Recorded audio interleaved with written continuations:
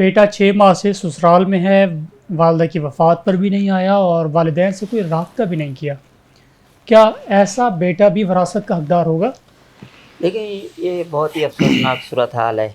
کہ ایک بیٹا اپنے والدین کی دیکھ بھال نہیں کر رہا، والدہ بیمار ہیں، ان کو پوچھنے تک نہیں آ رہا، ان کی وفات پہ نہیں آ رہا، تو یہ بہت ہی ایک انسان کی محرومی کی بات ہے، اور والدین کی نافرمانی کرنا، ان کو ناراض کرنا، یہ کبیرہ گناہ ہے۔ لیکن شریعت نے جن چیزوں کو ذکر کیا ہے کہ ان چیزوں کی وجہ سے یہ بندہ میراث سے محروم ہوگا، جی تو اس میں یہ شامل نہیں ہے، کیونکہ وراثت کا تعلق فرما برداری سے نہیں بلکہ رشتے سے ہے،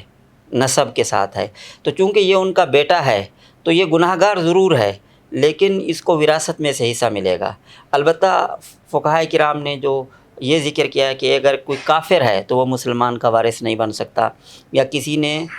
قتل کر دیا کسی کو تو جو قاتل ہے وہ مقتول کا وارث نہیں بن سکتا۔ اسی طرح غلامی ہے، یا ایک دارالحرب میں رہ رہا ہے، دوسرا دارالاسلام میں رہ رہا ہے، تو اس طرح کی وجوہات تو ہیں، لیکن یہ بیٹا چونکہ نافرمان اور پھر بھی بہرحال بیٹا ہے،